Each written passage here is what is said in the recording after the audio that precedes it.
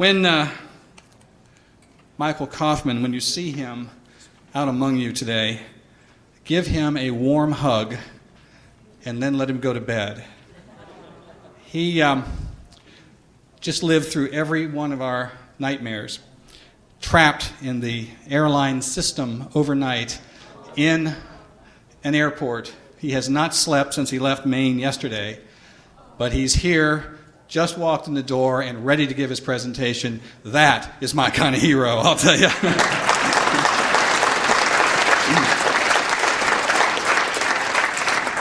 So Michael Coffman is the CEO of Sovereignty International, and he connects the dots to how sustainable development is used to control our property rights and the economy through policy and regulatory changes such as biological diversity, smart growth, global warming, and of course, the North American Union. Please welcome a tired Michael Coffman.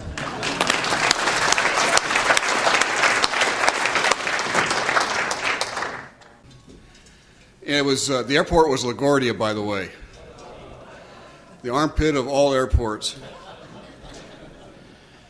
And it's the second time in a row. In fact, when we left here last year, the same thing happened to us, but at least we were going home and not coming. I knew sooner or later it was going to happen this way. Well, good afternoon. I have talked to you many times in the past about various segments of what we call sustainable development. Today, I want to focus on really what sustainable development is. Unfortunately, we can't even begin to touch the entire subject, and as a consequence, I'm only going to be hitting the high points, and actually hitting the high points of the high points. But maybe for the first time, you'll actually see how, as we just heard in the previous speaker, how all of this comes together in an organized plan to basically control us in every aspect of our lives. The sustainable development concept is ensconced in a program called Agenda 21 of the United Nations. Many of you, if not all of you, have heard about this document. It's 40 chapters long, and it basically covers every aspect of our lives. And I'm going to take you through some high points of this afternoon.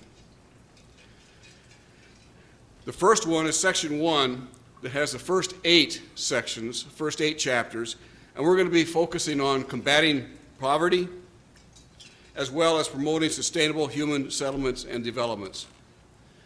Those two things I'm going to come into at the last, even though they're the first in this book. Until you understand what the subsequent chapters are, you will not appropriately understand how they cannot possibly address alleviating poverty with the plan that they have. The second one is chapters 9 through 22. It basically covers many of the agricultural, the physical sciences, and so forth that affect our lives on a day-to-day basis. We're going to be talking this morning about protecting the atmosphere. We're going to have other speakers address that specifically later on. We're going to talk a little bit about conservation of biological diversity. Many of you have heard my program on how we stopped the Convention on Biological Diversity in the past, but I want to help you tie it all together. Then Section 3 is chapters 23 through 32, and in that one we're only going to do one, strengthening the role of non-governmental organizations, the Partners for Sustainable Development. You've heard Michael talk a little bit about this in his presentation. I'm going to go into it in a little bit more detail. And finally, the fourth section deals with the means of implementation, and we're going to look at the financial resources and mechanisms as well as the internal institutional arrangements. In fact, many of you are here today for this section right here because it's affecting you terribly here in Texas. Taking chapter 9 first, protecting the atmosphere, global warming, but it also includes the Montreal Protocol of ozone depletion.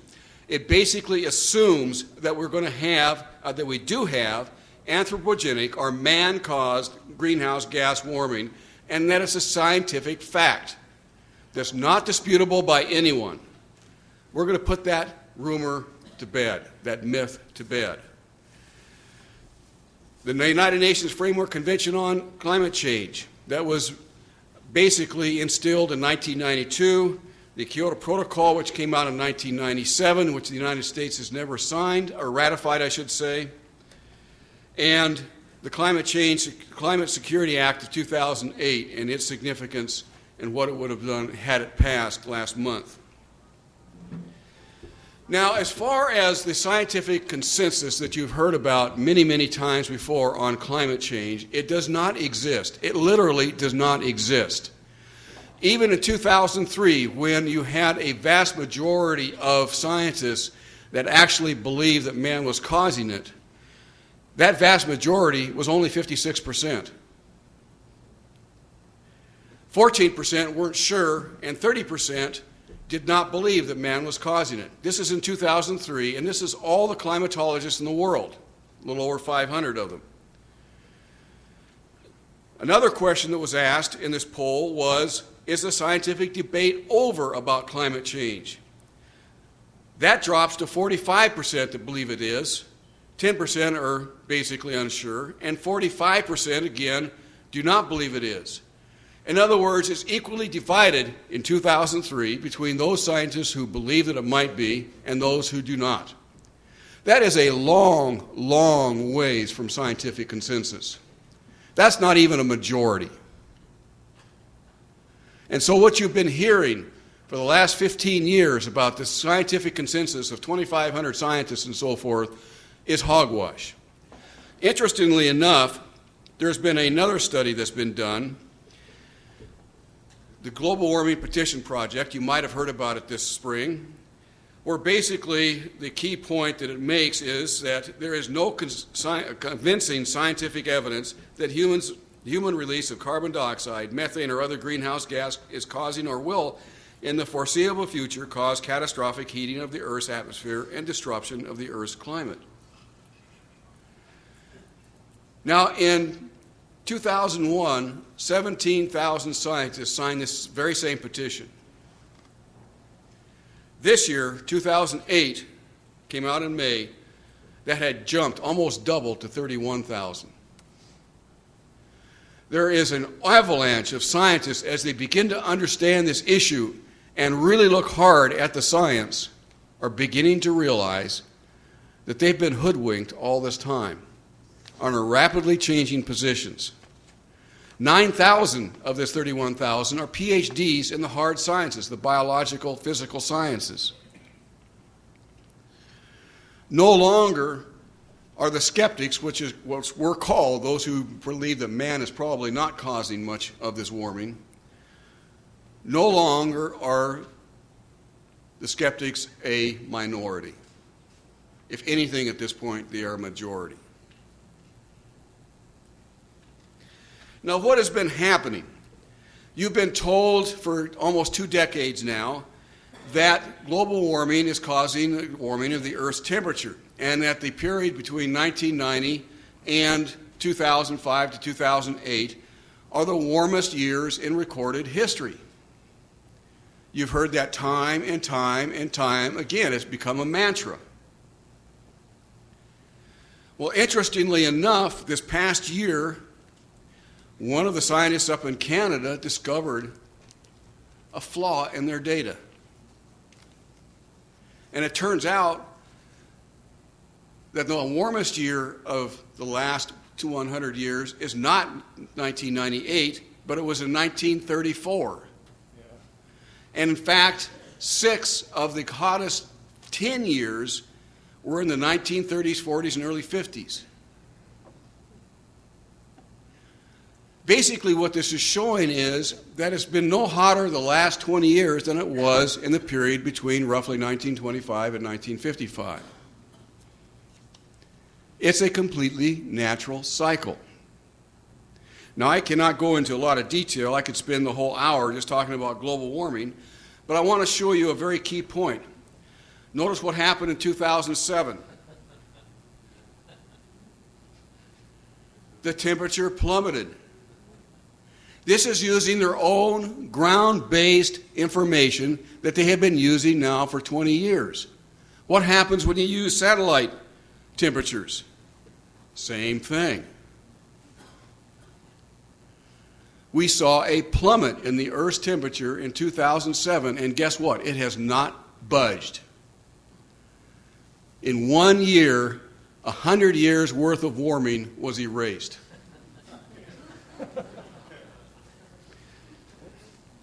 Now, interestingly,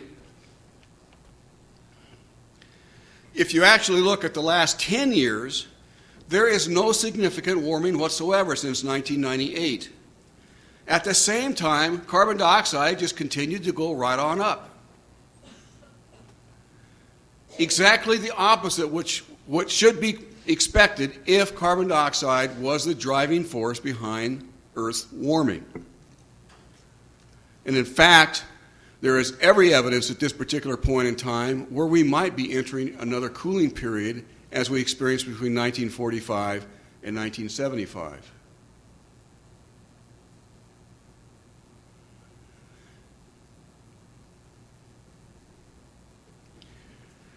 There is a surprising correlation, a very good correlation between solar activity, either intensity and or the actual number of years in a solar cycle. There's actually 11 years on the average. It varies from 10 to 12 years. Or if you go to a true total solar cycle, up to 22 years, between 18 and 24 years. I'm not going to explain the difference and so forth, but whatever you pick to choose on that, you'll find a strong correlation with the Earth's temperature to solar activity. Now, how does this work? Well, at least in part, this is not the entire answer, but at least in part, it's got to do with cosmic radiation and the sun's activity. If, for instance, we look at just pure cosmic radiation and the cloudiness of the Earth, there is a high correlation, 98%. The more cosmic radiation there is, the more clouds, low-level clouds there are. It doesn't vary much from -2% to +2%, but that's enough to hugely either warm or cool the Earth. And what happens is the cosmic radiation, when the sun is quiescent or quiet like it is right now, there is a lot of cosmic radiation that reaches the Earth's surface. Hence, we have a lot of low cloud formation. Now, if you've ever flown in an airplane, you'll find that low clouds, when you fly over them, are very bright as you fly over them. They're very white. Why? Because most of the sun's energy is reflecting off of the top of those clouds. And as a consequence, the sun's energy never reaches the Earth's surface to warm it, and the Earth cools. What happens when the Earth becomes more active is that the solar winds, these protons and so forth, plasma, actually begin to push that cosmic radiation back out of the heliosphere. That's the influence of our sun around our planets. When that happens, there is less lower cloud formation, more sun reaches the Earth's surface, and lo and behold, you get warming. Is it any surprise that there seems to be a very good correlation between the sun's activity and the Earth's temperature? And yet this is totally ignored and almost poo-pawed by those who believe that man is causing it. They will tell you that solar radiance by itself cannot be causing it. There's not enough change in energy. Well, we've been trying to tell them for 10 years, it's not the change in energy, it's the change in the type of energy. When you have solar activity, a lot of solar flares, solar magnetism, and so forth, it's when you have the aurora borealis and so forth. That kind of solar activity pushes the cosmic radiation back out and beyond our solar system. Not all of it, but it's part of it. And we have warming. And that's exactly what's been happening the past 100 years. And in about 2004, it stopped. I mean, it literally just stopped dead in its tracks. The sun has not been as quiet as it is right now since 1700, when we had the little ice age. And scientists are becoming very, very concerned. Now, one of the other things that we can look at is a fingerprint. We all have fingerprints. And Man-caused or anthropogenic global warming also has a fingerprint. And this is what it looks like. If you look at the equator, which is in the middle of this graph, and look at the North Pole at the left-hand side and the South Pole at the right-hand side, that's the latitude, and we have altitude or height on the y-axis. You find this kind of a diagram or this kind of a thing. Every single global warming model shows this relationship. You have this big red blob up about 8-9 miles, which is warming faster than the Earth's surface. This has to happen from a physical standpoint. According to the laws of physics, this has to happen if man is causing global warming through greater emissions of carbon dioxide and methane and so forth. Every article that you read about will have this graph. Every computer model will show this relationship. Now, what is actually happening? That's the fingerprint of man-caused global warming.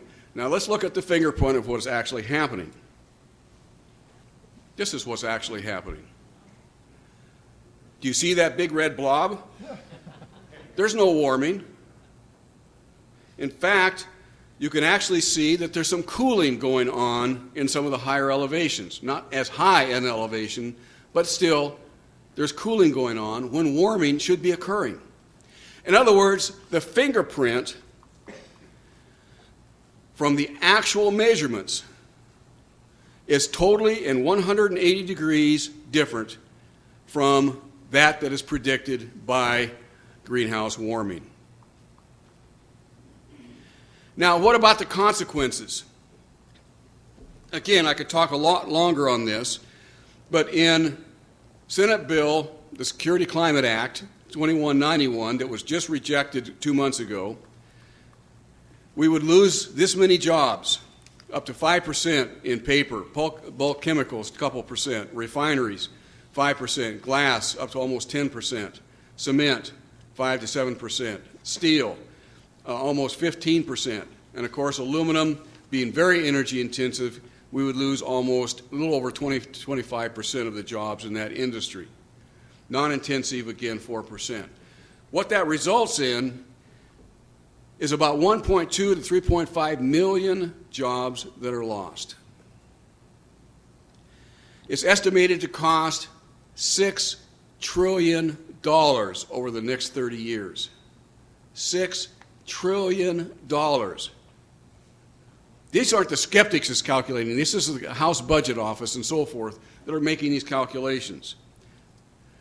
It would cost the average family $800 to $1,300 a year.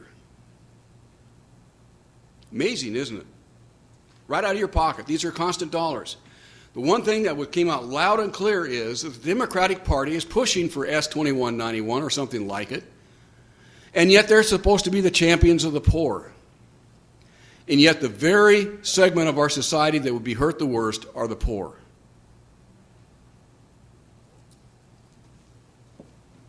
Now, if you think you're not going to be directly affected, just 2 weeks ago, the EPA came out with this advance notice of proposed rulemaking regulating greenhouse gas emissions under the Clean Air Act. 600 pages long. It covers almost to the point of the air that you exhale.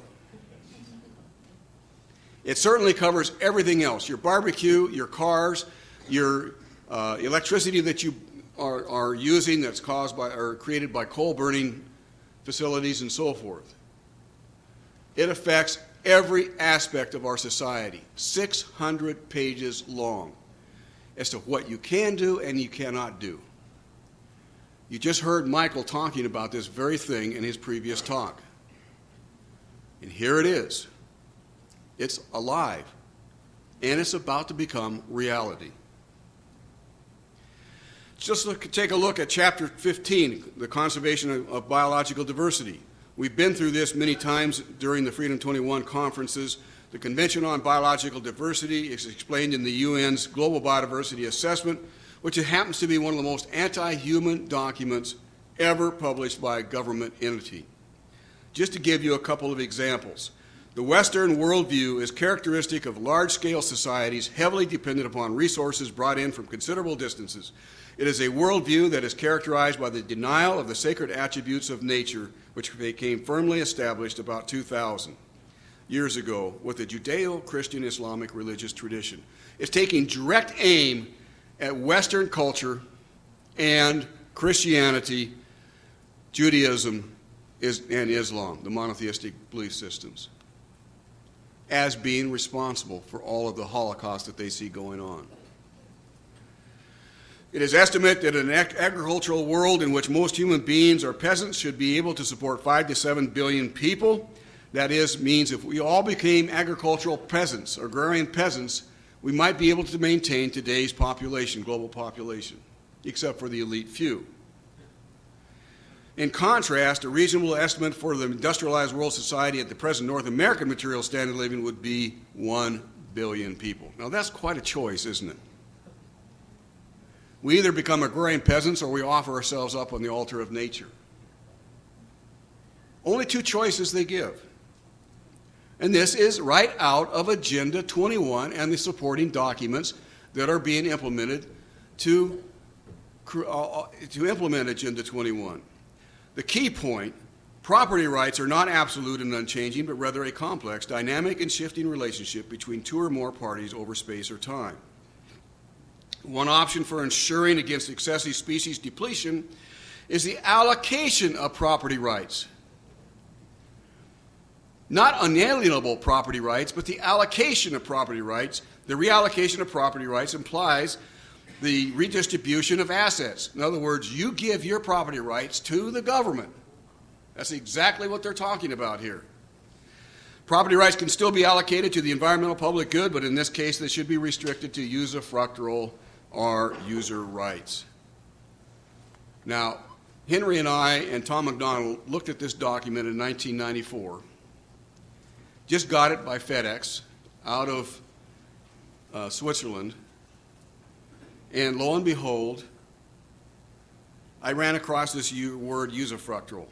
I thought it was a swear word. Well, it does turn out to be, yes. But it means that the Caesar owns everything. And he allocates out certain rights and privileges to those who he wants to do. Who could get the farm, who could go into manufacturing, what you could manufacture, how many people you could employ, all the rest of it goes right along with it. This is basically what this EPA document describes. It describes a system by where the EPA basically tells you what you can and cannot do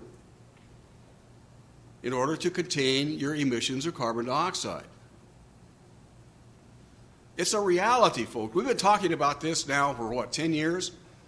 It's here today.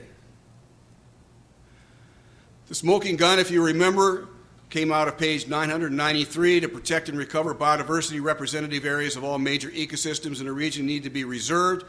Reserve blocks need to be as large as possible, up to 25 million acres each, and there's one in Congress right now that's designed to do exactly that. Buffer zones should be established around the core areas, and the corridor should be connecting these areas. This basic design is central to the Wildlands Project in the United States. Now, I'm not going to go into details to what I did. We don't have time. But we submitted this document along with a map that I had been drawing for 3 or 4 years to the Senate the day before they were scheduled to ratify the treaty. This is what the map looked like. This is what they plan to do over the next 100 years.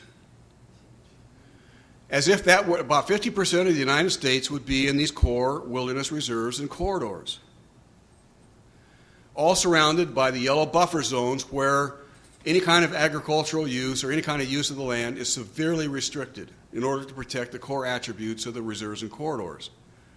This is right out of the United Nations. It's actually happening now in Florida. Their goal is to put 80% of the state into wilderness reserves, corridors, and buffer zones. That's what their goal is. In 1995, they had about 27% of the state within government, either federal or state, boundaries. Through a very aggressive program of land acquisition in which the landowner has no choice but to sell to the state, they've increased that percentage to 35% by 2005, and it's still going on. Looking at all of the reserves and corridors that they're planning, we are looking at now well on their way to accomplishing that 80%. All at the expense of the landowner. New Jersey, I'm only using some of the eastern examples. You already know if you live in the West it is happening already here.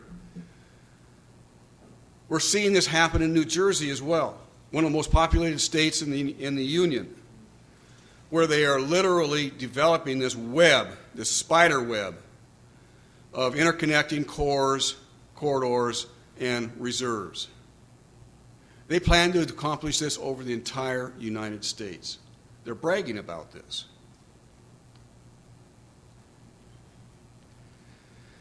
Chapter 27, strengthening the role of non-governmental organizations, the Partners for Sustainable Development. The creation of a people's assembly made up of non-governmental organizations, the creation of public-private partnerships, no elected representative government whatsoever. You heard Michael Shaw tell you about that. Well, it's underway. It's strongly supported by the United Nations itself. I could give you document after document that shows that the United Nations is very much behind this. But what they say, basically, is that elected parliamentarians, these are the people that are supposedly elected to represent the world, as direct representatives of civil society in global decision-making processes. Well, who is civil society? Those are the accredited non-governmental organizations that Michael just talked about. The Sierra Club, Wilderness Society. All of these non-governmental organizations are accredited by the United Nations as civil society.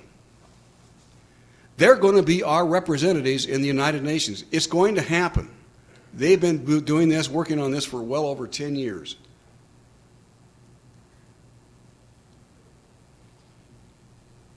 The thing is, you don't see any representation of your interests, only the special interests. The United Nations International Conference on Financing for Development in Monterey in 2002, I'm going to come back to this twice, but the further development of these public-private partnerships that Michael was talking about. It's the agreement between non-governmental organizations, government, and private corporations to implement the goals and agendas. The non-governmental organizations provide the perceived public support and watchdog role. They're supposedly representing your interests, but of course they're not. They're representing their own selfish interests, special interests. The corporations have the money. This is happening now with the Texas Corridor. It's happened many places across this country where the private industry is funding this development. And the government provides the muscle and the infrastructure. As Michael indicated earlier, this is Al Gore's Reinventing Government. There is no elected government in this process. They're shoved off to the side as almost meaningless. If we take a look at the three entities again, what happens is that non-governmental organizations today are being funded by these corporations, the very ones they're petitioning and fighting against. In order to continue to get their funding, they have to basically go along with these corporations. Government, in order to survive and has to have the tax base, also has to go along with what industry is prescribing. So they, in a way, become subservient. It's almost reverse fascism.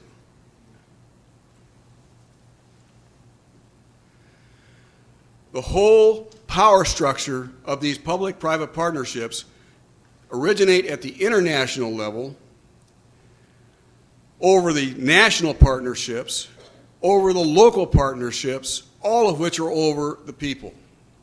There is no longer a government of the people, by the people, or for the people.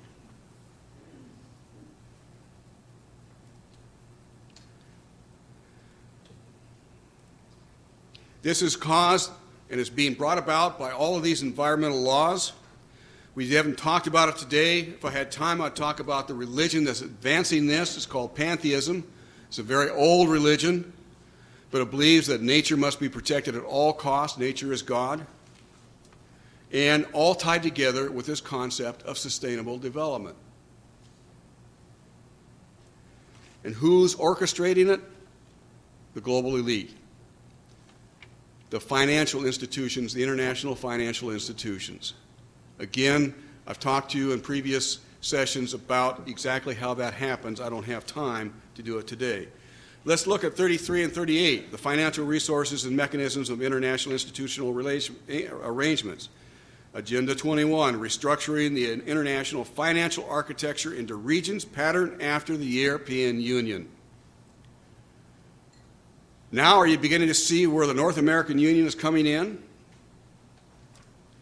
To create a world central bank out of the International Monetary Fund, the IMF, and to develop a surveillance ability to maintain security, financial and military. Just to give you a little bit of the documentation, this was back in the late 1980s, towards a new international financial architecture released by the United Nations. It wasn't actually released, it was an internal working document that I got my hands on. It says that world events since mid-1997 and its presidents in 1980s and 1990s have made painfully clear that the current international financial system is unable to safely safeguard the world economy from financial crises of high intensity and frequency and devastating real effects. I am very concerned that what we're seeing right now is deliberate in order to tear us away from this and allow them to create this architecture. It must be emphasized that consistency in this sense should be primarily aimed at ensuring the global coherence of a set of interrelated national policies rather than the adoption of identical decisions. In other words, this isn't going to be a total top-down totalitarian system. Get away from that idea. It's a very loose idea where, as in the case of the Security and Prosperity Partnership, yes, it's where you're harmonizing your laws and your regulatory system.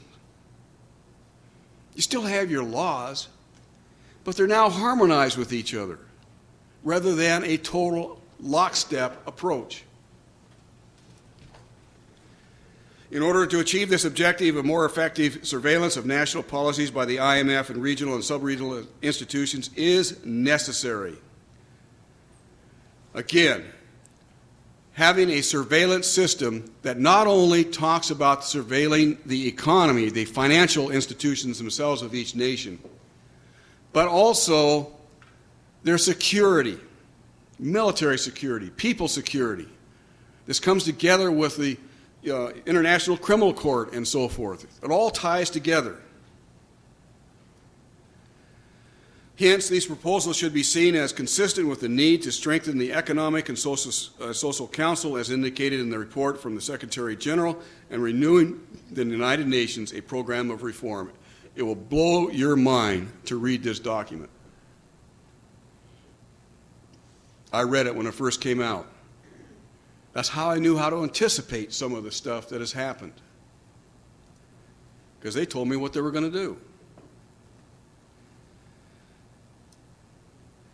A set of regional institutions whose objectives include macroeconomic and coordination and surveillance also offers the advantage of a more balanced world order.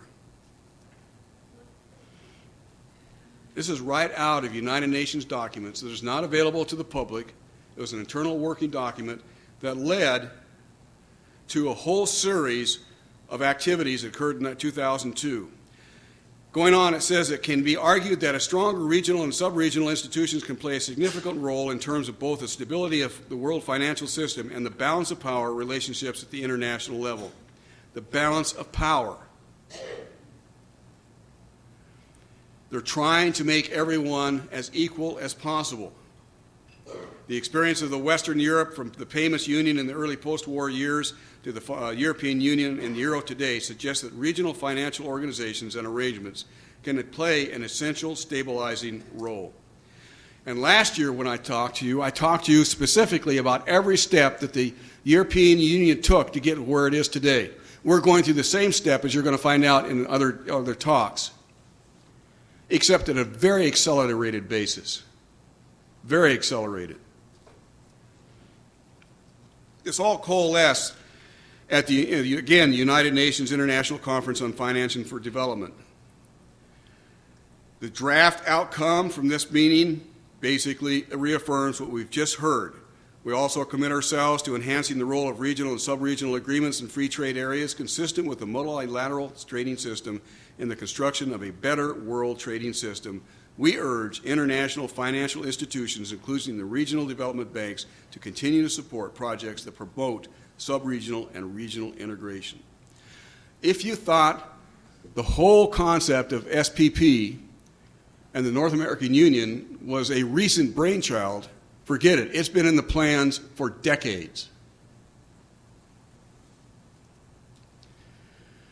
The Monterey Agenda authorized the establishment and the process to grant the United Nations access of all financial records of all nations, to strengthen the financial regulation and the supervision of all international monetary exchanges, to develop financial standards and their implementation, to establish the exchange rate and capital account regimes of nations, to make International Monetary Fund more flexible, which means to become the world central bank patterned after the privately owned U.S. Federal Reserve. That's what that meeting did. Sure, it will take time to implement it, but that's what's happening. The creation of economic regions, which is patterned after the European Union, the control of economic and security activity within their respective regions. Right now, the European Union is the first one.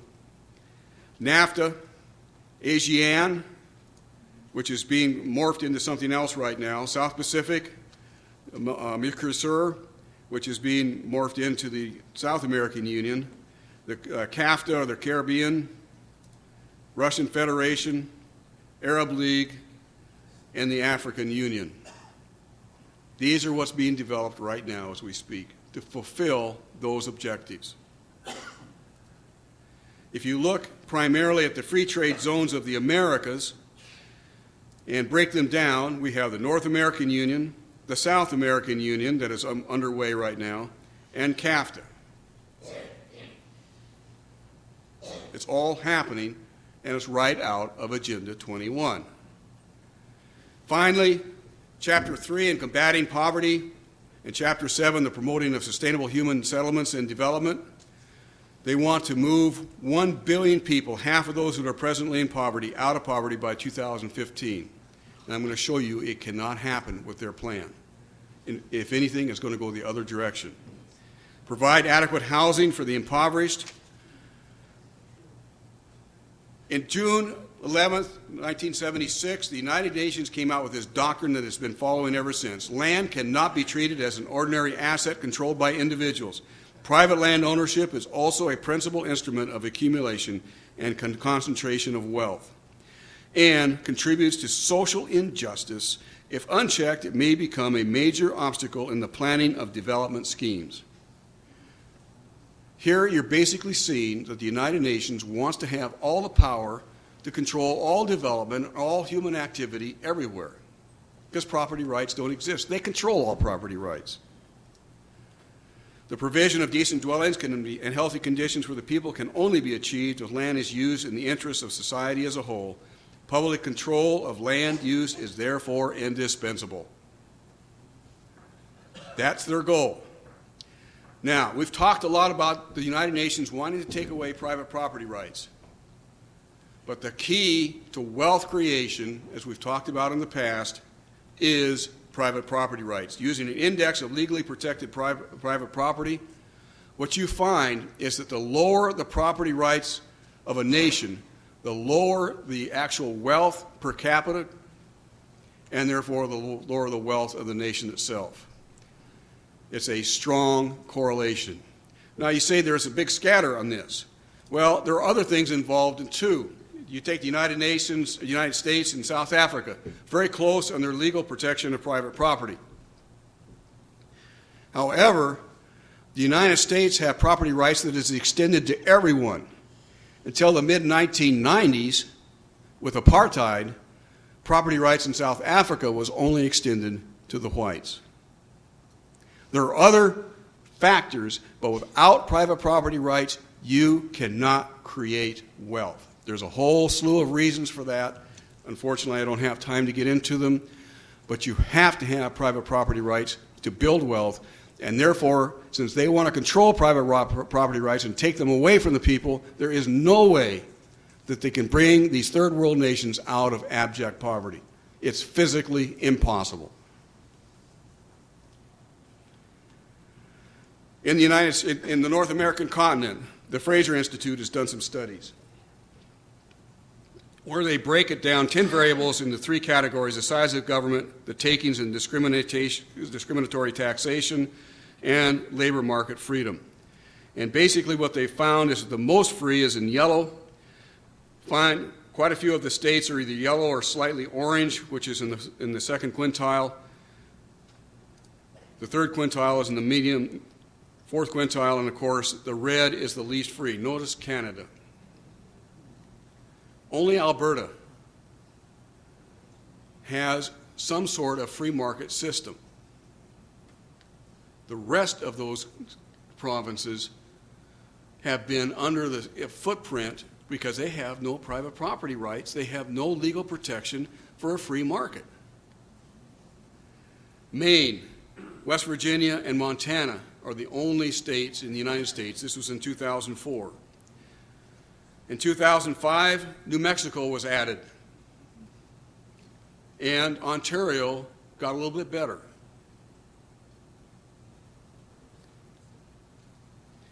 What does this mean? It basically means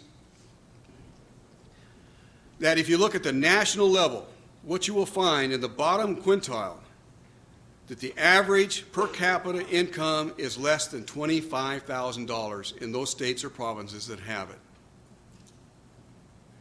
Whereas those who have a strong free market and private property rights, the average is $37,000.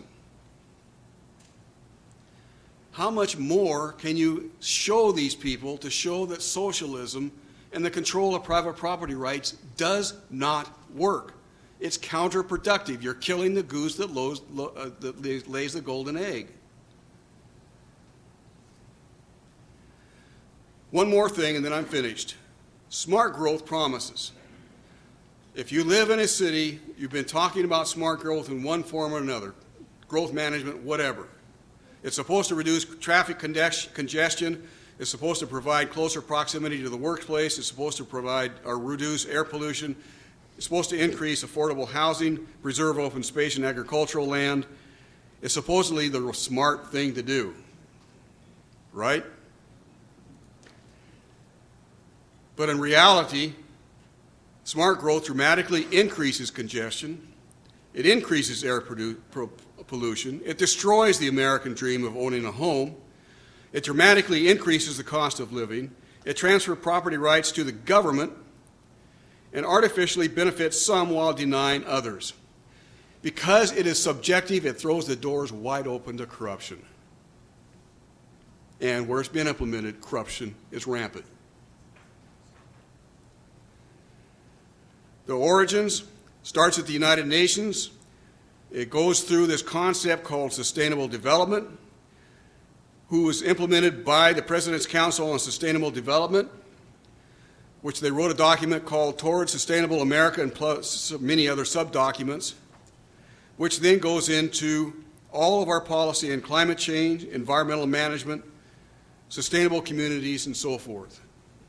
It comes right out of the United Nations. This is Agenda 21. This is sustainable development. The document Towards Sustainable America was taken by the Housing Urban Development and given to the American Planning Association, which came out with a Growing Smart Legislative Handbook, which has about a dozen different plans for different communities to implement smart growth. It's right there. They don't have to hire someone to do it. They can just adapt it for their own.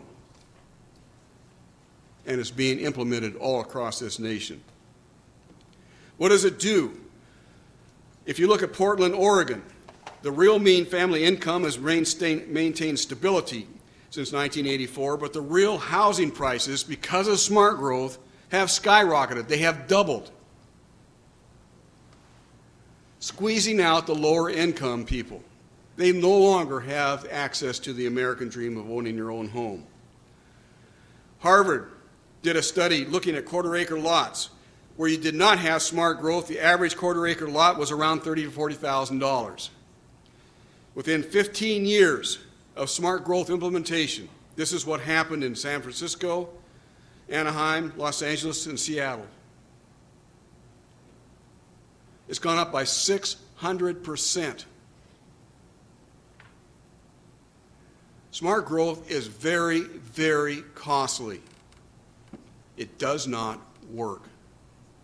But it does give power to government. If you look at San Jose, who has implemented smart growth, this is what their home price indices look like. The same thing with San Diego. But if you look at Atlanta and Houston, which do not implement smart growth, they've maintained stability. This is coming right out of your pocketbooks. This is sustainable development. And we need to understand that sustainable development, I'm not against the concept of sustainable development, but the concept of sustainable development as defined by the United Nations cannot work the way that they think it's going to work, because it's totally counter to the natural laws of wealth creation and human satisfaction. Thank you.